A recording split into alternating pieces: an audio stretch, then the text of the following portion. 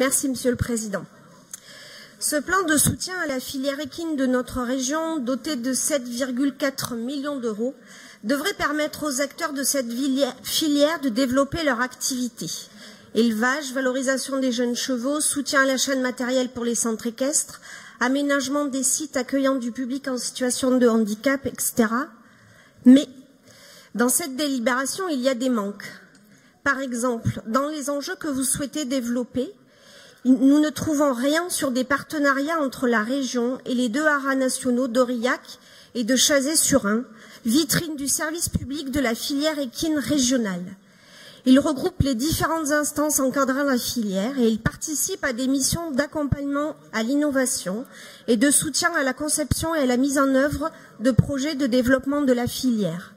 Ce sont également eux qui organisent des rencontres, des formations, des concours d'élevage et des manifestations sportives ou culturelles. On ne retrouve rien non plus dans cette délibération sur les soutiens aux filières équines des 13 lycées agricoles CFA et l'ECTA de la région. Or, c'est bien par la formation des jeunes que l'on peut sauver, développer une filière, quelle qu'elle soit.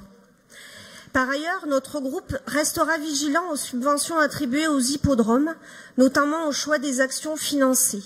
Achat de matériel, aménagement des zones de la pratique équestre, mise en accessibilité des gradins, oui, mais pas pour des garden parties et autres manifestations qui n'ont pas grand-chose à voir avec la pratique équestre. Aussi, nous regrettons que le montant de l'enveloppe destinée au centre équestre ne soit pas plus élevé, car ce sont des lieux de pratique tournés vers les publics les plus fragiles.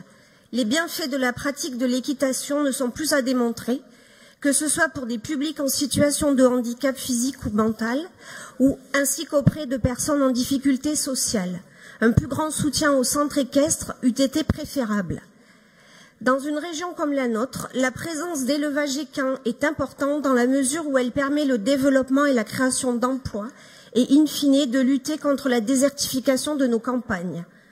Nous voterons toutefois pour ce rapport. Mais je voudrais profiter des secondes qui me restent pour apporter le soutien du groupe communiste aux salariés du haras de Aurillac, car l'annonce hier de la fermeture de ses portes en 2022, faute d'attribution de l'activité de reproduction des chevaux au bénéfice des entreprises privées, va une nouvelle fois fragiliser les agents publics de cet établissement qui vont devoir quitter ce beau lieu créé en 1980 et qui a participé au développement de la filière équine dans notre région. Je vous remercie.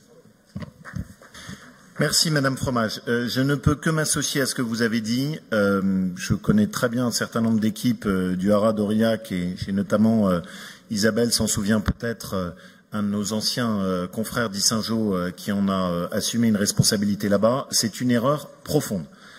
Et la filière équestre française s'est construite autour de ces haras nationaux qui ont permis de tirer vers le haut avec une politique d'amélioration constante de la qualité. C'est cette filière qui a d'ailleurs donné naissance au grand maître de l'équitation française. Je rappelle que le patrimoine de l'équitation française a été classé à l'UNESCO grâce au travail des équipes, notamment des haras. Ça a donné lieu à des personnalités comme Baucher, comme Lotte, comme la Guérinière, qui ont vraiment fait l'honneur de ce qu'a été l'équitation et la tradition des haras français. Et je suis extrêmement malheureux de cette décision, qui est en plus toujours la même. C'est-à-dire que quand on fait des économies, on ferme sur les endroits qui sont des endroits d'aménagement du territoire et on concentre tout sur les mêmes lieux et les mêmes métropoles, ce qui est une profonde erreur d'approche. Et en plus, les haras contribuent au soutien de toute une filière. Chez nous, sur toute une partie de l'élevage des petits chevaux du Mézin, ils ont pu être sauvés uniquement grâce à l'implication des haras d'Aurillac. Donc, je rejoins tout à fait et je vous remercie d'être intervenu sur ce sujet.